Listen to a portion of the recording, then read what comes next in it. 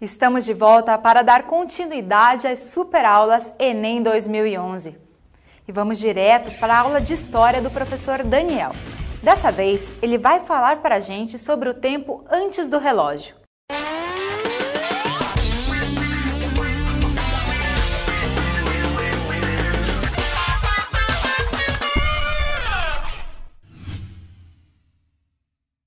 Os movimentos da natureza foram os primeiros referenciais para que os homens desenvolvessem uma noção de tempo.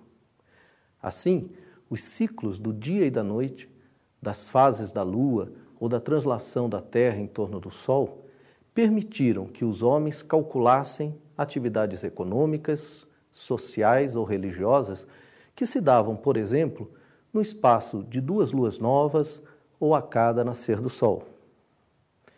Associando ciclos naturais com fenômenos climáticos ou pluviométricos, também puderam os homens calcular momentos para a realização de plantios, colheitas ou construções.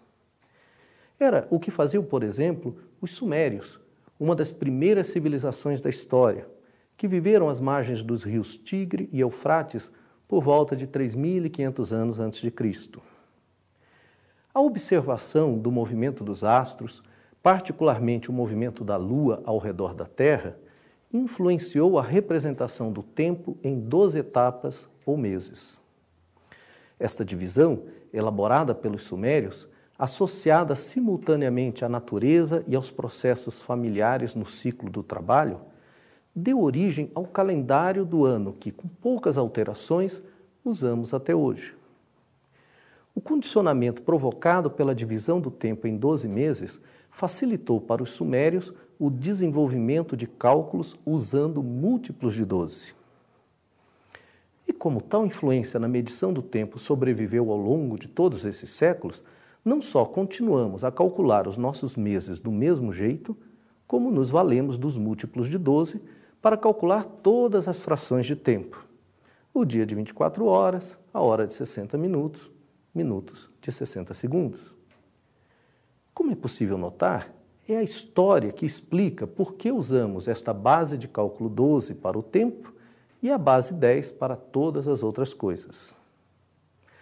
Agora observe como esse tema que iniciamos se enquadra nas exigências cognitivas de competências e habilidades do Enem. O eixo cognitivo é o 2, compreender fenômenos, construir e aplicar conceitos das várias áreas do conhecimento para a compreensão de fenômenos naturais, de processos histórico-geográficos, da produção tecnológica e das manifestações artísticas. A competência diária é a 4, entender as transformações técnicas e tecnológicas e seu impacto nos processos de produção, no desenvolvimento do conhecimento e na vida social.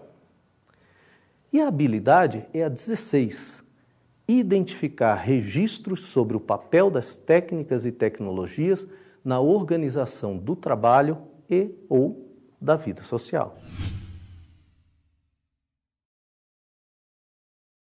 Até o início da Era Moderna, na maior parte das sociedades humanas, era a natureza que ditava a hora de acordar, de trabalhar, de parar de trabalhar, de dormir.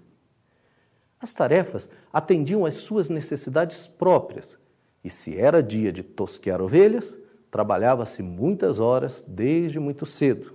Os movimentos da natureza foram os primeiros referenciais para que os homens desenvolvessem uma noção de tempo. Assim, os ciclos do dia e da noite, das fases da Lua ou da translação da Terra em torno do Sol, permitiram que os homens calculassem atividades econômicas, sociais ou religiosas que se davam, por exemplo, no espaço de 2 luas novas ou a cada nascer do Sol. Associando ciclos naturais com fenômenos climáticos ou pluviométricos, também puderam os homens calcular momentos para a realização de plantios, colheitas ou construções. Era o que faziam, por exemplo, os sumérios. Walter Benjamin, filósofo alemão do início do século XX, conta-nos a respeito. A narrativa que durante tanto tempo floresceu num meio de artesão no campo, no mar e na cidade, é ela própria, num certo sentido, uma forma artesanal de comunicação. Ela não está interessada em transmitir o puro em si da coisa narrada, como uma informação ou um relatório. Ela mergulha a coisa na vida do narrador para em seguida retirá-la dele.